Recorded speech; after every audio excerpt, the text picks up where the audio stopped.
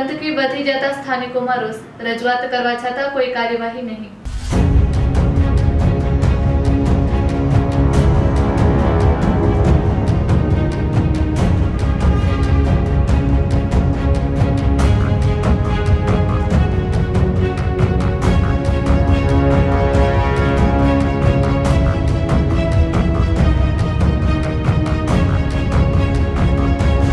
મારું નામ જીતેશ પિત્રોડા છે।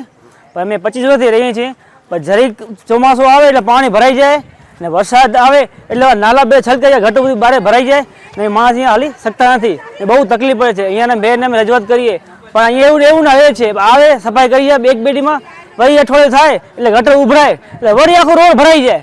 આ કેટલા 25 વર્ષથી આપણે હેરાન છીએ। કોઈ માણસ વરસાદ આવે તો કોઈ બહાર ના નીકળી શકે, ચોમાસામાં એટલો ગંદકી મારે, વાંસ મારે, છઠ્ઠ મારે છે, અહીંયા માણસ મચ્છરા થાય છે, છોરા બીમાર થઈ જાય તો કેટલી તકલીફ પડે છે। પણ અહીંયા મેર રસ્તો આજે 20-25 વર્ષ થયા, રસ્તો બન્યો નથી। આજે એકવાર બન્યો, રજૂઆત કરી ભાઈ રસ્તો કે હા તમારો રસ્તો પાસ થઈ ગયો, પણ રસ્તો અહીંયા થતો નથી। પેપરમાં મેયર સાહેબને રજૂઆત કરી અમે, પણ આજ 25 વર્ષ થયા બનાવ્યો રસ્તો કે પાઘરમાં પાસ થઈ ગયો છે, પણ રોડ અહીંયા બનતા નથી। મારા રોડના રોડ ખવાઈ જાય કે અહીંયા હા એ સ્થાનિક કરીએ રજૂઆત એને, પછી કે હા આવીને જોઈ કે થઈ ગયા તમારો રોડ, આ વખતે આવ્યા હતા કે લખાણ થઈ ગયા કે તમારો રોડ પાસ થઈ જશે। અહીંયા કાઉન્સિલર હસ્તાબેન છે, એને કીધું કે હા ભાઈ આ તમારો રોડ થઈ જશે। આવ્યા પછી અત્યારે ચૂંટણી ત્યારે આવ્યા હતા કે તમારો ભાઈ રોડ થઈ જશે, લખાણ કઈ થઈ ગયા છે કે હજી નથી આવ્યા। એક વાર ફોન કરે, કેટલા ફોન કરે, ઉપાડતા નથી ફોન, કામ કરતા નથી। અમારે હેરાન જ કરે છે। અહીંયા ચોમાસામાં પાણી ભરે હેરાન થઈ ગયા અમારે।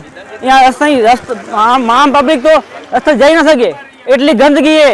મારું નામ નવીન કે અપચુંગ, હું અહીંયાનો સ્થાનિક છું અને આ કૈલાસ સોસાયટી છે।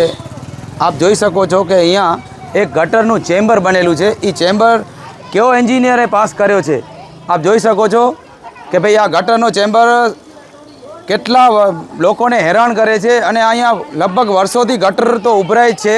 આપણા અહીંયાના સ્થાનિક મેયર બેન જે હમણાં ચૂંટાણા છે અને અહીંયાના કમિશનર સાહેબને હું રજૂઆત કરું છું અને આપણા જે તેજસભાઈ શેઠ જે ચેરમેન છે પદ ઉપર હમણાં બેઠા છે એમને પણ હું કહું છું કે આ કયા એન્જિનિયરે આ પાસ કરી છે મહાનગરપાલિકાની ચેમ્બર, જેથી કરીને આ પબ્લિકને બહુ તકલીફ પડે છે અને અહીંયાના રહેવાસીઓને ગટરનું સમજી લો પાણીથી એટલું હેરાન થઈ ગયા છે કે મચ્છર અને ગંદકી જુઓ તો તમે થઈ ગઈ છે, એનું કોણ જવાબદાર?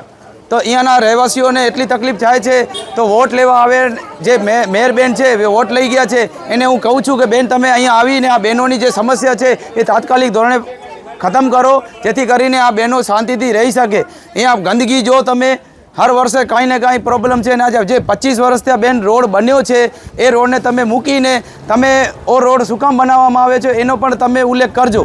અહીંયાના પ્રતિનિધિઓ કામ કરે છે કે નથી કરતા એ તો પબ્લિક આપણે કહી દીધું છે, પણ અહીંયાના પ્રતિનિધિઓ ખાલી વોટ લેવા માંગે છે બસ, બાકી કાંઈ નથી। ગાંધીધામ નગરપાલિકામાં સમજી લો કે કમસે કમ 8-10 વાર નગરપાલિકામાં જઈને રજૂઆત કરી છે, છતાં બી કોઈ ધ્યાન આપતા નથી। એટલે ખાલી આશ્વાસન જ આપે છે કે ભાઈ પ્રજાનું કામ થઈ જશે, પણ કામ કોઈ થતું નથી। એટલે પ્રજા સમજી લો ખાલી ટેક્સ માટે જ છે, બાકી કામ માટે નથી।